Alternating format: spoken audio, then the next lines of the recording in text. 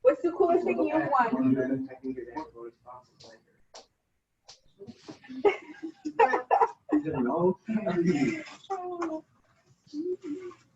Yes, I just wanted to trying to get clear.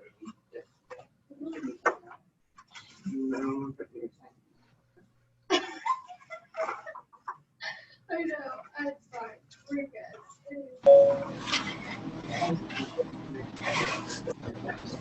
good. I've just been trying some more.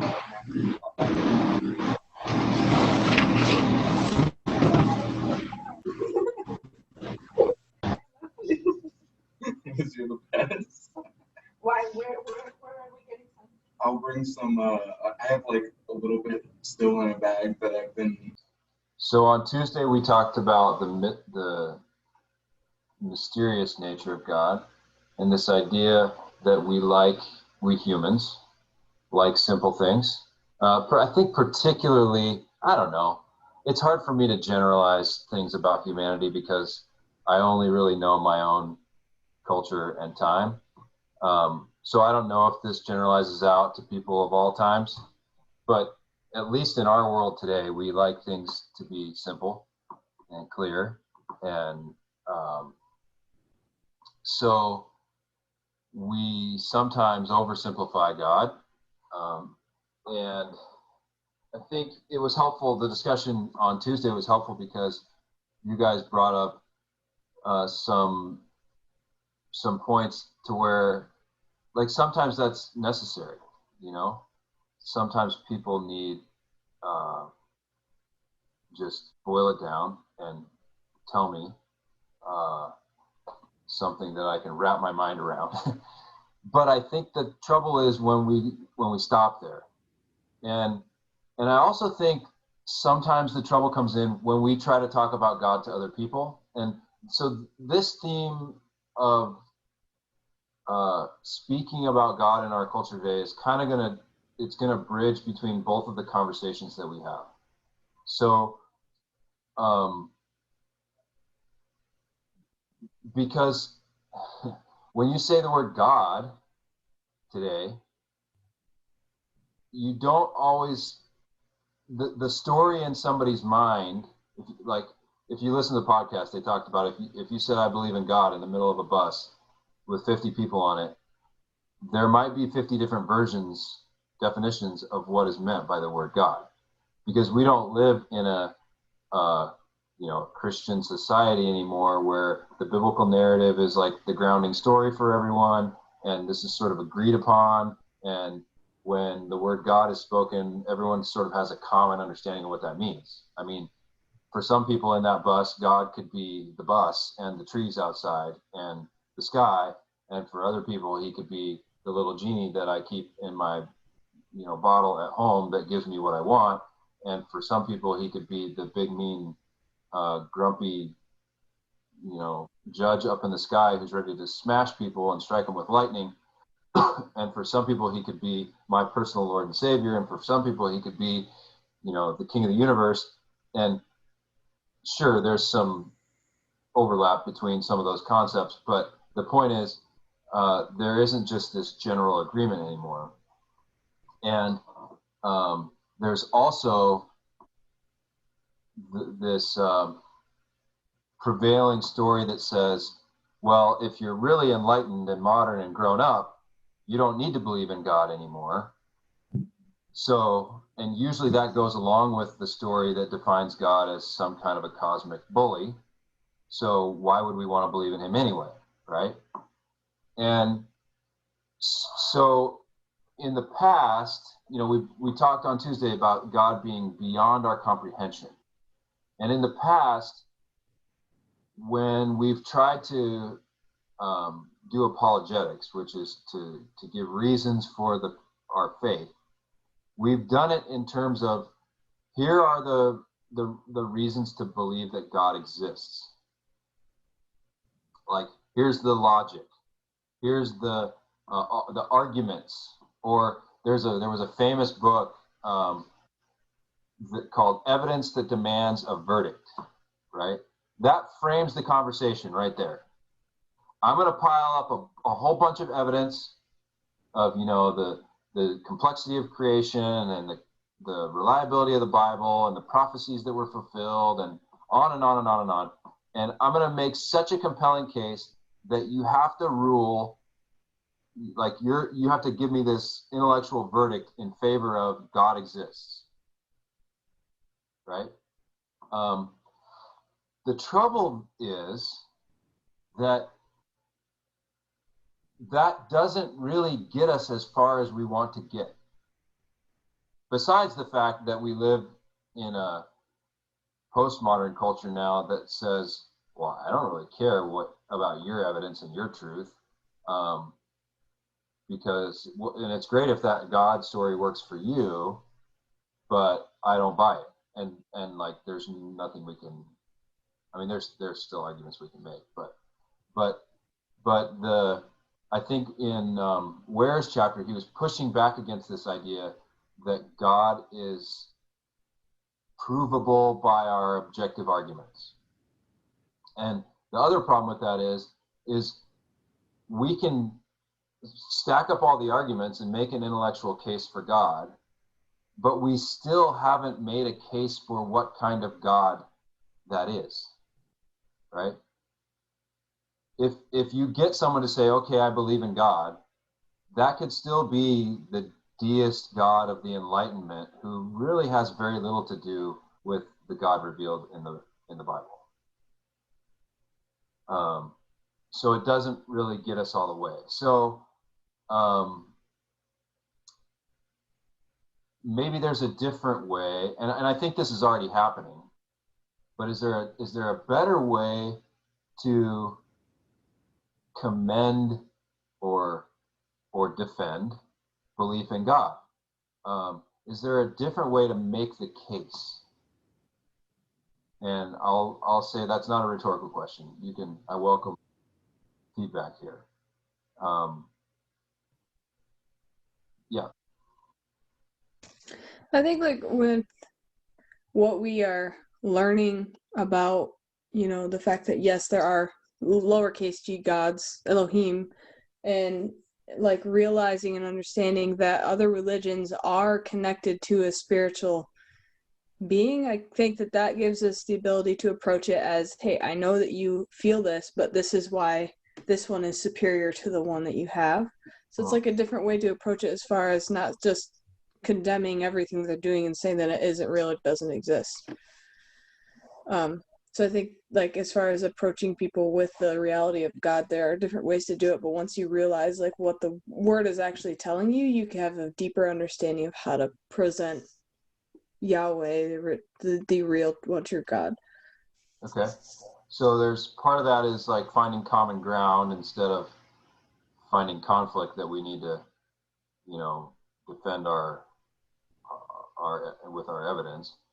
And part of that is having a nuanced understanding of God that we can share with people. Other thoughts on kind of better approaches than and I have to say, Evidence That Demands a Verdict was a popular book, and in its moment, it was probably an effective book. I mean, there was a time where things weren't contested in the same way that they are, and but I think part of what that approach also leaves out is that every person has a story, and there's a reason why they have arguments against God, so to speak. There's a reason why they disbelieve. So our evidence and our logic can help, but we still have to realize that, like what Ware was talking about, faith in God is an encounter with a person. And if people have a reason to rebel against the person or be repulsed by the person or just simply ignore the person, then that's part of what we have to deal with too. Not just, oh, I can shoot down all of your intellectual objections, because really the intellectual objections are a part of a whole more comprehensive disbelief, if that makes sense. Most of the most prominent atheists in the world in the last couple centuries have had really bad relationships with their fathers and or really bad experiences with the church. So it's bigger than just, I can't make sense of God, right? It's, I'm angry at God, or I've been harmed and hurt, or, deceived by God or God's people. So there's that whole piece. So anyway, I jump back in. Any other thoughts on approaches? More than just the factual.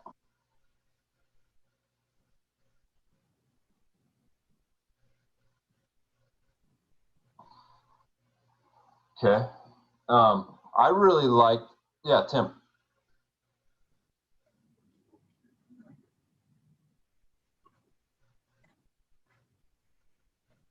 Approach the bench. So there's also the approach of basically, well, for lack of a better term, why not? Sure. Because we all know Pascal's wager, right? I don't have Yeah. to explain that real good. Honestly. You could. Well, I don't. Anyway, so it's the idea that if there is a God and you don't believe, you go to hell. If there isn't a God, and you believe, nothing really happens, but maybe you've lived a good life. Sure. If there isn't God and you believe, then nothing really happens. If there is a God and you do believe, well, life is pretty good. Yeah. And looking at Christianity, you look at all the other religions, and there's sort of two competitors really that have any kind of chance against it. Because if you look at like Shia Muslims, no, they want to kill everyone else. That's not okay. You look at, I assume there's nothing really wrong with Buddhism. I don't know that much about it, but it's very peaceful. It's, to my knowledge, it's mostly okay. The other kind of Islam, I think, is supposed to be mostly okay and very peaceful and tolerant. And Christianity is very peaceful and tolerant. We're not going out and, if we're doing the Bible right, we're not going on crusades. So, Sure. things are, of all of the religions in the world and all of the belief systems, we have hope and we have a system of morals. And we aren't going around and bashing other people with rocks because they disagree. So I'd say it's not a bad way to live. Yeah. So I think if I can summarize what you're saying is, come check out the real version of Christianity and you might find it's kind of life-giving, or it is life-giving. Even if you stack it up against other religious systems, there's a freedom in Christianity that others don't offer. I mean, one second. Try to eliminate some of that noise. Some religious systems that kind of promise oppression do it at the expense of either, suppressing all of our desires and drives. Like, if you want a peaceful life, then just don't want anything, and then you'll be fine with whatever happens. I think that's sort of the Buddhist route. And then the Hindu route is oppressive in a different way, you could say, in that, like, it's all up to you. And if you suck, then you're just going to come back as a gnat and, sorry, you didn't do well enough. So that like the weight of my fate is on my moral shoulders. That's a heavy weight to bear. And so Christianity is freedom. Yeah, Nick.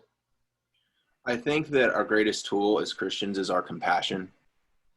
Jesus was constantly correcting the Pharisees for focusing too much on the law and being right. Whereas when we're compassionate to others, it builds trust. And that trust helps people open up. And in opening up, they can receive that healing. And once they've started to heal from what the church or what their fathers or whatever their circumstances may have been growing up, once they've started to heal, which all stems back from our compassion, then they're able to receive, doctrine and teachings and etc. But I think the first step is just truly is loving people. And Polycarp, I was learning about this.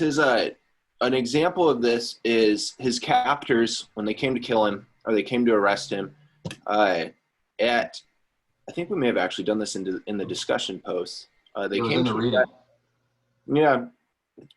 arrest him, and he offered them endless food, water, just rest for anything that they could have. And they saw that compassion, and they regretted ever coming to arrest him because they could just see how amazing of a character he was. And so I think that the key is just compassion overall.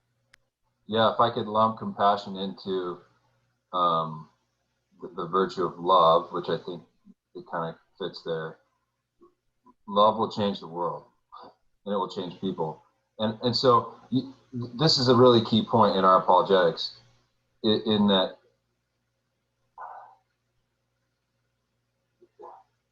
like evidence kind of goes with debate, but telling a story and offering a different approach to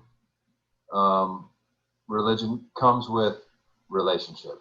And what I hear you saying, Nick, is like, be in relationship with someone, listen to them, have compassion on them, love them, and that's going to open up the possibility of them hearing something. Acts of kindness. Yeah. That's always, especially for men. Men seem to we're not as much of words people as much as we are like get it done. So doing acts of kindness to help people usually helps a lot. Yeah. Tim. Maybe.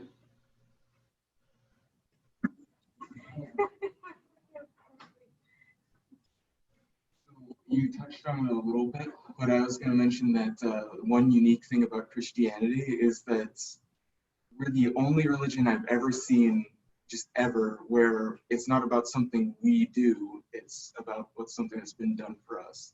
Yeah. There's no way there's no working towards our salvation. There's no, reincarnating until you become part of the universe.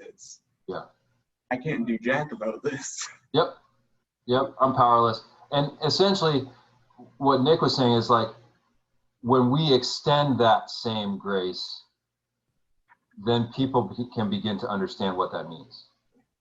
But in terms of like reasoning with people, I really like what Ware does in the middle of the chapter, where he talks about 3 pointers, and he kind of makes this caveat, like, these aren't proofs or logical demonstrations that are like,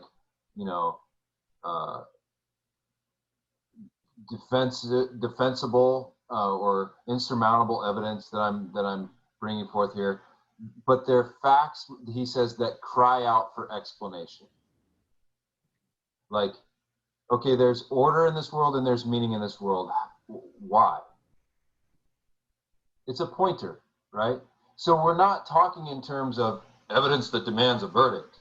Like, you've got to say yes or no. But let me tell you why, when I look at the world and when I look at human experience, it makes more sense to believe there is a God than to believe there isn't. So he talks about order and meaning. He talks about our own conscience and our infinite thirst for the divine, like this sense of wonder that we have. Like, why do we have that if there's nothing out there? He talks about the fact of relationships that point to a transcendence that's beyond us. If we were just biological animals, like, why would we care so much about relationships? So look at the world and ask, how can this be, and how can I make sense of it? And I want to give you 3 authors that I think do this really well. First one is Tim Keller, and I don't have a picture of his book up, but I could get it really quick.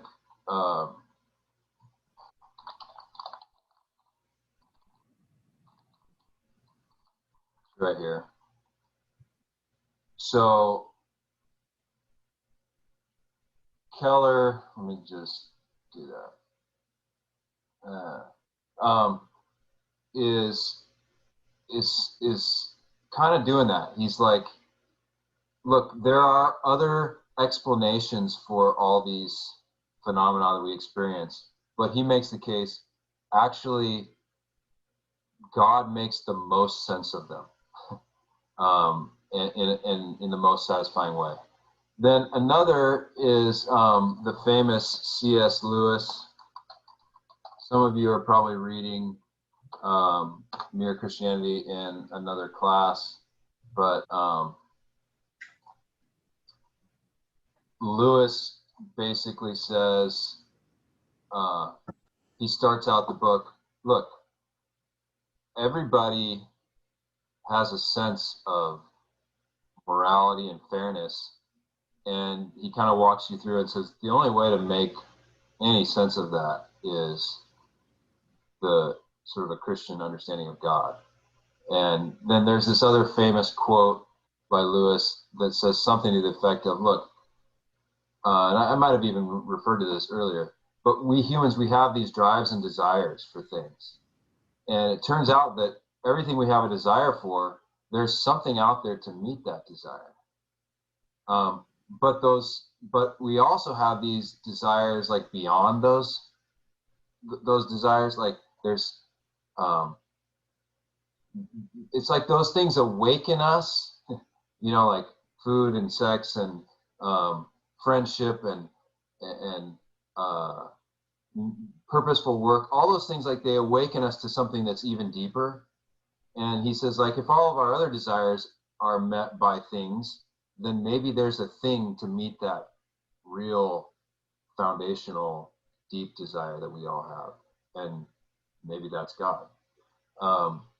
So Lewis is one who kind of says, why don't we try this Christianity or this theology, Christian theology, on for size and see if it helps us make sense of the world. Another author that did a similar thing much later is N.T. Wright, and he did it, I don't know, 10 or 15 years ago, 10 years ago in this book, Simply Christian. And he's got a recent book called Broken Signposts, which I think, when I read the description, is basically a revision, a revised and expanded version of Simply Christian. And here's what he says. Every worldview must explain 7 signposts, indicators inherent to humanity: justice, spirituality, relationships, beauty, freedom, truth, and power. And so before, in Simply Christian, he only did 4 of those. But his case is this: we all have a sense that these things matter. Like, we all want justice, we all want spirituality, we all long for beauty, but we all also can't achieve our ideals around those things. Societies have been promising justice for millennia, and kingdoms rise and kingdoms fall, and we never achieve it. So what gives? We all long for beauty, but as soon as we find it, we find ugliness on the backside. We want spirituality, but you know, like some of those other religions that we just talked about, some of them really mess with us and don't really lead to the freedom that we long for. We want relationships, but as soon as you get into one, you realize, wow, you know, this is hard and broken, and why? And then he tells the Christian story and says, this story make sense of that tension that we all feel about all these things. Like, they're good things, but we humans can't get them right.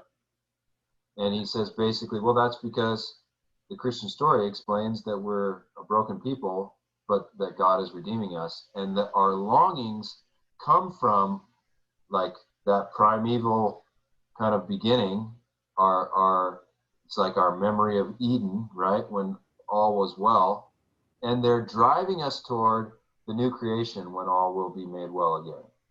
And so we live in the in-between where we're in this already but not yet, where we still long for all these things as human beings, but we can't achieve them. And so he basically makes the case that the Christian story makes sense of all the signposts that we see about the meaning of life and what is important. So why do I share those things? Because I think they're doing apologetics in a different way that says, hey, let me find some common ground with human experience, and let me tell a story that invites you to see a different way of making sense of the world, and try it on. You know, it's like the first disciples who, in John, who meet Jesus, and then they go to their friends and they say, come and see. We found the Messiah. Come and see for yourself. And then you can decide, you know, if you want to believe. Because the notion, the idea that we've kind of lived on, that if we just marshal enough evidence, people are like compelled to believe, well, it doesn't work that way, you know, because again, people have issues. They have issues with God, and you can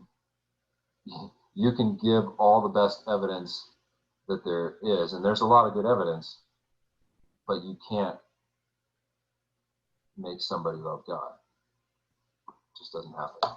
So that's a different approach, and I think it's helpful. So I think this is a good segue then into the discussion of who is God, because a lot of the hardened skeptics who have issues with God have a very different picture of God. And so we're going to start to unpack in the next several class periods, starting with the rest of today, who is this God, and how does the Bible reveal him to us? So let's take about 3 minutes, move around and stretch, and we'll come back and we'll talk about what you read and listened to for today, and I expect that to be quite interesting of a discussion. So I'll see you in a few minutes. So I'll start with a question. How would you describe your emotional response to the reading and the podcast? Were you confused, nervous, angry, excited? Finally, it makes sense. What the heck is going on? Are these guys even Christians? Oh my Are you the one we just did, our recent assignment we just turned in? Yeah. I mean, for what the podcast on God and the gods, and then the first couple chapters of God Has a Name. I had a revelation when I was reading the prologue to God Has a Name. Yeah. So we see God presented as a cloud in the Old Testament that either leads the Hebrews, Sure, or Moses goes into, and there's thunder and lightning and a trumpet, the voice of a trumpet. And then Jesus, he's also in a cloud. And it made me wonder, what would it be like to be in a cloud? If you're in a cloud, you're surrounded by white in every direction. It would be very disorienting, and you'd probably be forced into like a place of submission. Like, wow, what's happening right now? Where you're not really thinking, you're not talking, you're not feeling, but white is very peaceful. It's very calming. So I don't think there'd be a lot of anxiety. And then in that peace, in that calmness, in every direction, you have that loud authority, that thunder, that majesty that comes into place. So I don't know. That was just, an insight of what it would be like to be inside of a cloud. That's a helpful kind of rumination on the imagery, which I think often we don't stop to do. I started thinking when you start talking about that, when you fly in an airplane and you're ascending or descending and you go through a cloud, it's kind of like that. I mean, of course, you're still in an airplane, but so it would be a little different if you were just, nothing between you and the cloud, but yeah, peaceful, powerful. Other people, responses to what you heard. Yeah. Those people are very quiet today. So I was listening to the beginning of it, and I kind of understood the whole why we don't like mystery in a personal level. Because when I first started listening, the way that they started explaining to it, it's so far from everything we've heard being preached about God, about the name of God, that I was like, whoa, there's something I don't know. And if there's something that I don't know, does it align with the word of God? And like, as soon as like I start entering all this like unknown territory, I realized that not knowing something, to have mystery, is sometimes scary. And it can leave you like, okay, what's next? What is my take gonna be on this? Like, you get defensive right away, especially in faith. And then as I kept listening, and I was like, wait, okay, just listen, hear them out, let's see where they're going at. I was like, they're right.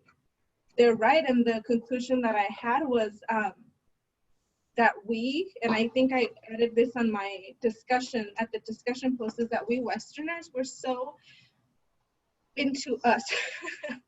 Like, the Bible, this is how it is.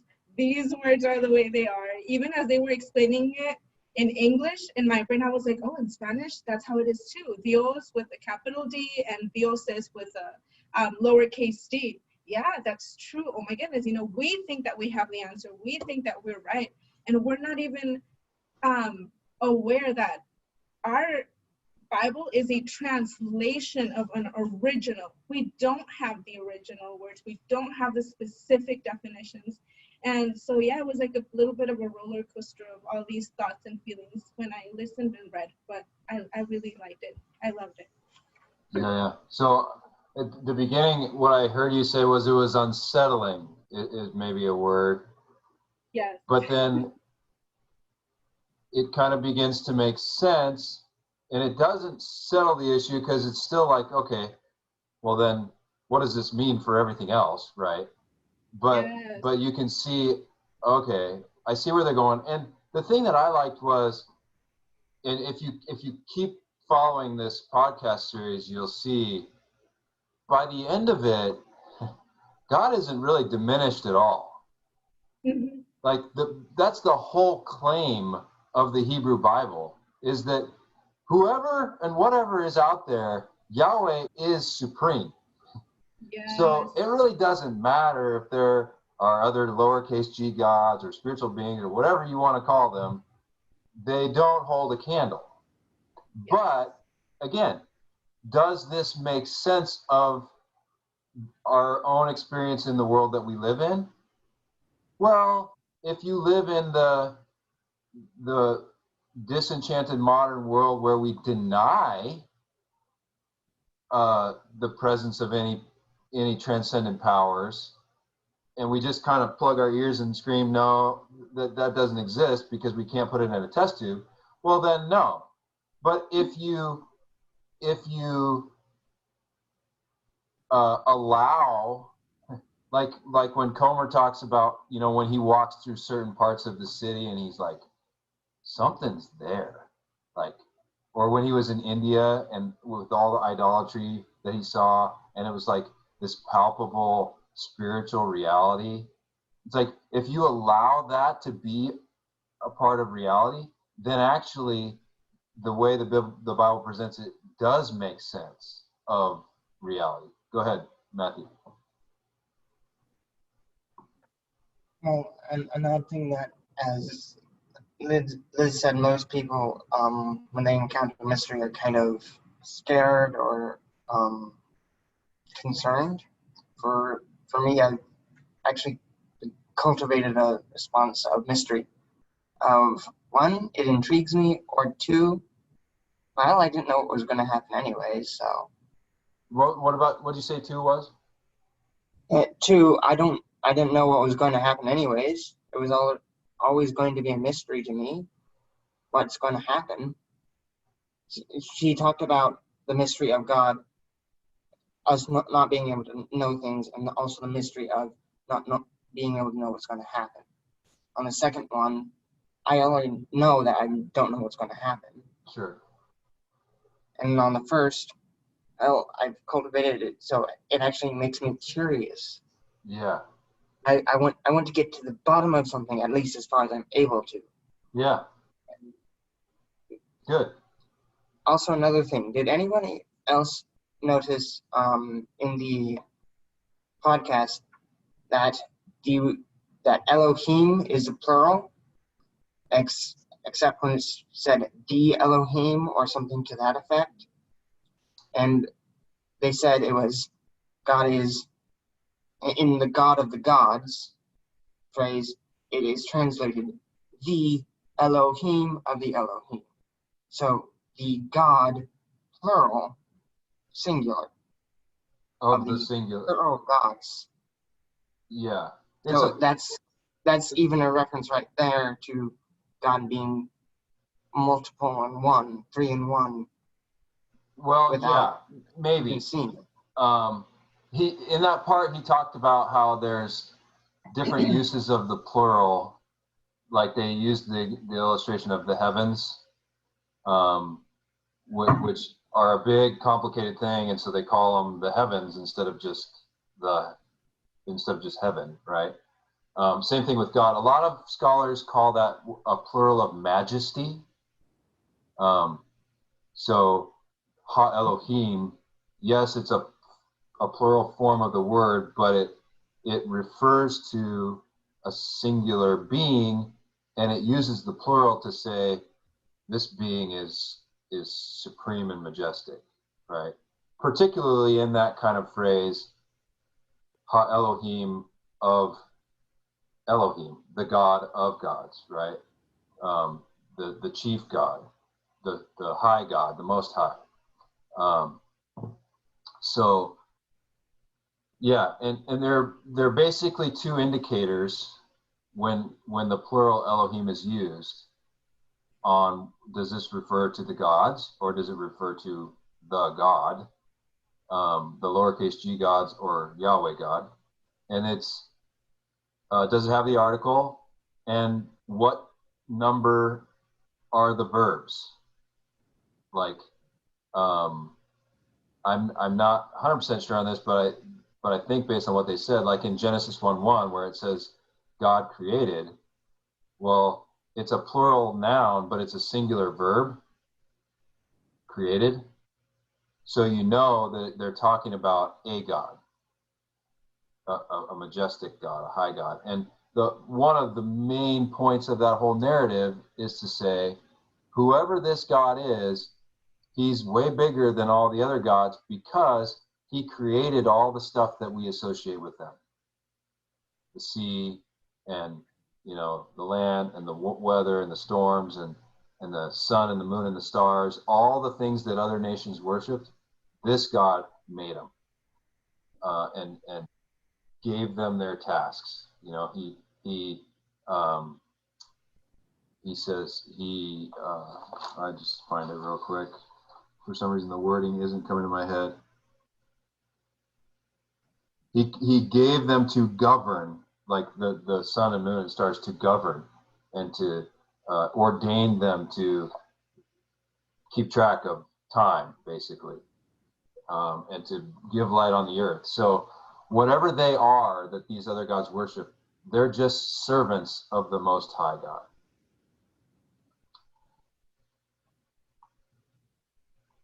So,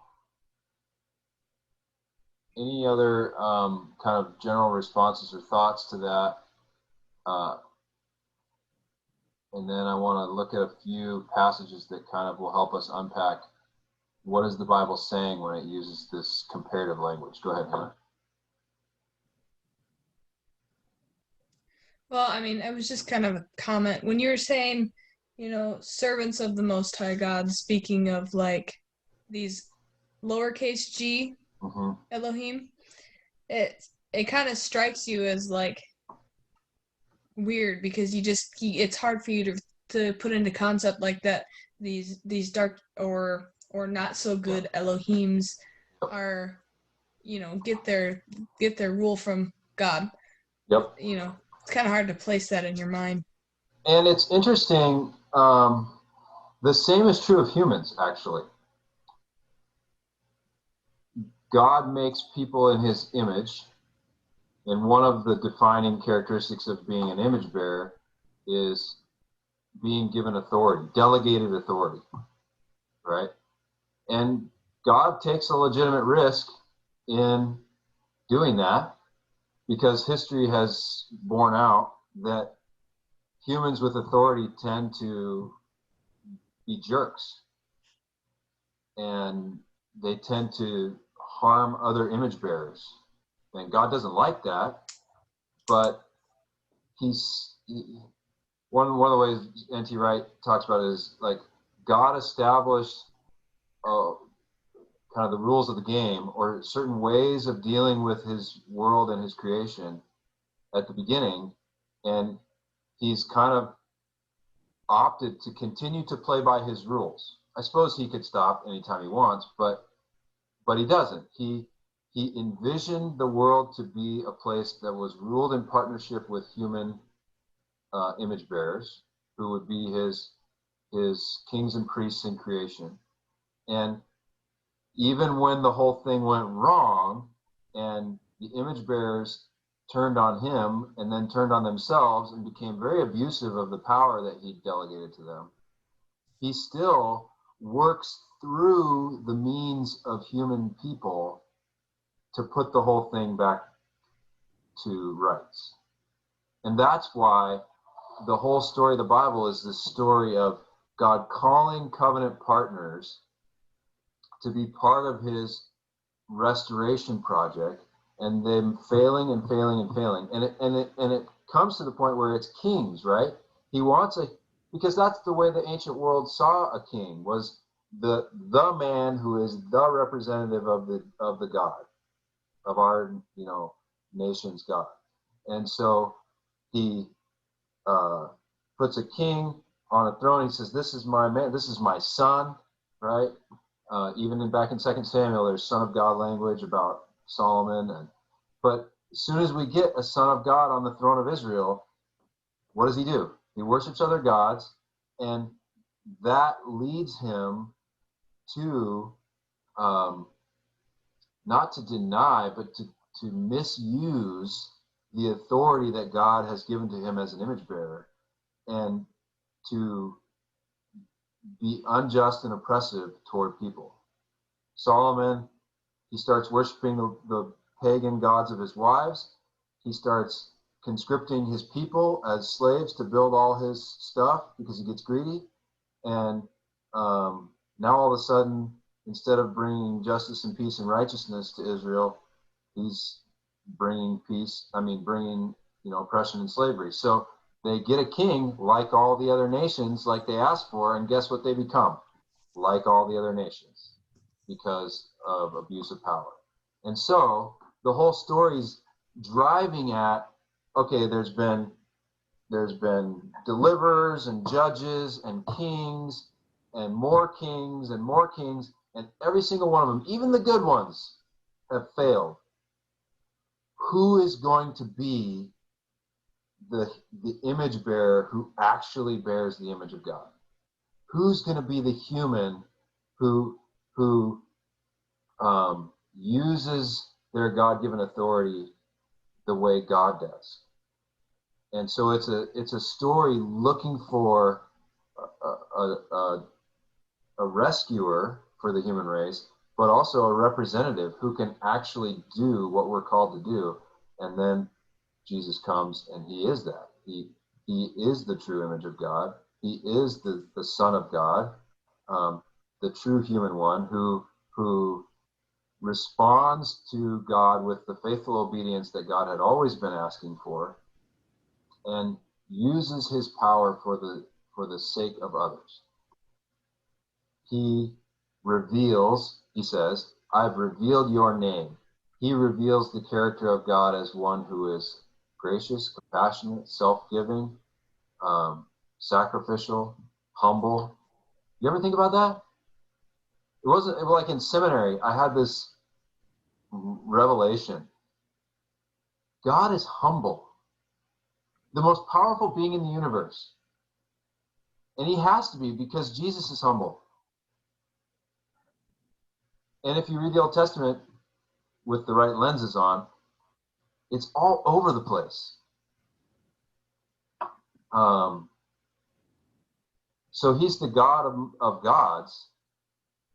But part of what the burden of that language is to tell us is he's supreme above all other powers and gods, and he's the creator, but he's also a fundamentally different kind of God.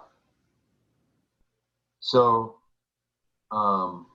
let's look at a couple of passages. Let's start with Deuteronomy 10, where the Bible Project picked up. And they didn't really go into the context of this passage, where it says, the Lord your God is the God of gods and Lord of lords.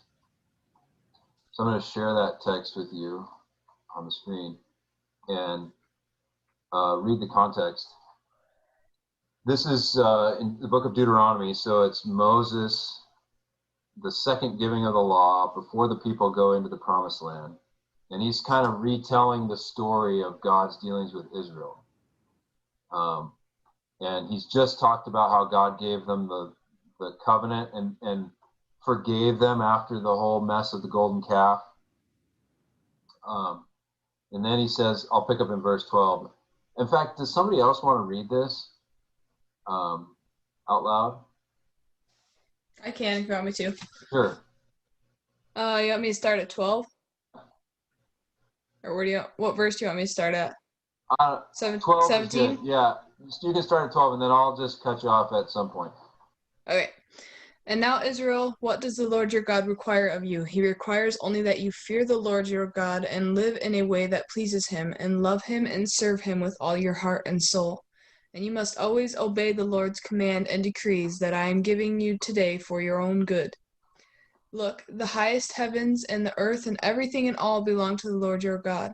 Yet the Lord chose your ancestors as the objects of his love, and he chose you, their descendants, above all other nations, as is evident today.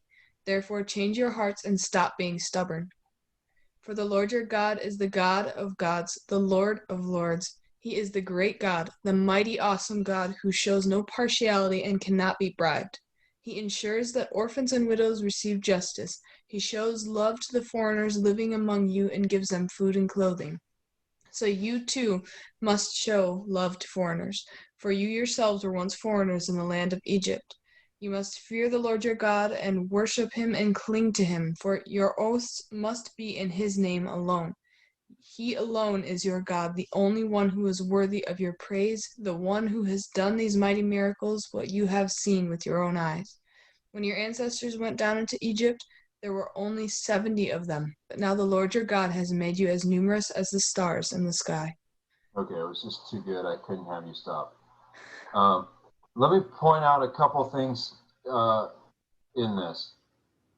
So this sense of the God of gods, we already heard in the podcast. That's a statement that he's the ultimate in the class of beings called gods or spiritual beings, right? So the top God, the Most High God. But Moses says that in a context. You know, he's telling them, look, you need to fear and obey and serve him with all of your being. That's verse 12. And it's for your own good. look at this. The highest heavens and the earth and everything in it belong to Lord your God.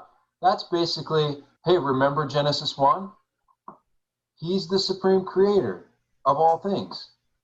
And that God is your God, Israel, because remember, in the ancient world, all the peoples had their own gods. And so Israel had this God, the God of Abraham, Isaac, and Jacob, the one that appeared to their ancestors, the one they worshiped. But what Moses needed them to know was he was more than just their local tribal God. He was actually the creator God and the God above all other gods. Yet, even though he made everything, he chose your ancestors and he loved them and he chose you. So this God, not just, the God that's localized in Canaan or in Babylon or in Tyre and Sidon or wherever, or in Egypt, but the God of all creation chose you. Therefore, love him, serve him, fear him. How about this? He shows no partiality and cannot be bribed. That's a statement about his character. Because other gods pretty much could be bribed. I don't know if they used that language, but there was the whole point of sacrifice in the ancient world was basically to bribe the gods to get what you want. To make them look favorably upon you. They're basically not very happy with people, but if we do the right sacrifices and go through the right rituals, maybe they'll be kind. Oh, and by the way, we have to do that because the gods are hungry and they need our sacrifices. So this kind of God is different.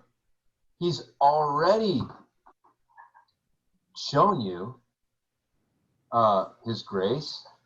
He's already chosen you. You're already the objects of his love. So whatever you do in sacrifice isn't about bribing him and making yourself impressive so he'll be partial to you. Because guess what? He actually takes care of the least powerful and the most oppressed, and the orphans and widows, the ones who have nothing to offer, and the foreigners, and he gives them food and clothing.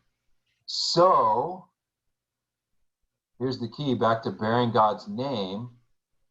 If that's the way God is, then you too must show love to foreigners, because that's exactly what he did to you when you were slaves in Egypt. So there's a whole world of implications from this notion that the supreme creator God is Israel's God, and they are called to know him and love him and serve him and obey him and imitate him. Nicholas. Oh, okay. I was just going to say this is backed up when Paul has the conversation in Acts 17:24 when he sees the unknown statue, and he talks to them about that. Yeah, this idea that you people have lots of gods. Let me tell you about the one who this one that you don't know, he's the creator of it all. Yeah, he says, and he is not served by human hands as if he needs anything. Rather, he himself gives everyone life and breath and everything else. So he's saying, your gods get their identity from this overall God. Yeah, it's so good. Yeah, so you should check out John Walton on the great symbiosis. Symbiosis is this word for a symbiotic relationship is one where you do something for me and I do something for you, and it feeds itself, right? And Walton talks about ancient religion as the great symbiosis. Like the gods will respond right to people and give them food, and rain and crops. And the people's job is to feed the gods. And if the people are good enough at doing that, then the gods will be kind. But just so far different from what Israel, what Orthodox theology in Israel was. There was a lot of people in Israel who believed that because they lived in that world. But Moses is trying to say, look, that's not how it goes. So I also wanted to look at some of the Psalms, but we're out of time for today. So maybe we can pick that up before we jump into the next, the character traits of God, which is what we're going to go to next. As we continue to look at Exodus 34, 6, and 7, we see not only is Yahweh a person, a named person, which I think I loved how Comer explained that in terms of like, this is somebody we relate to, we can pray to. But now he's going to start unpacking what God says about his personality. And again, if you want to track with more Bible Project, their newest podcast series is kind of on the same track as Comer's book. And it'll be more Bible nerdy. I love Comer's ability to like put things in really plain street language. I have a question. Yeah. I about Comer's book. What's up with all the like squiggles? Squiggles?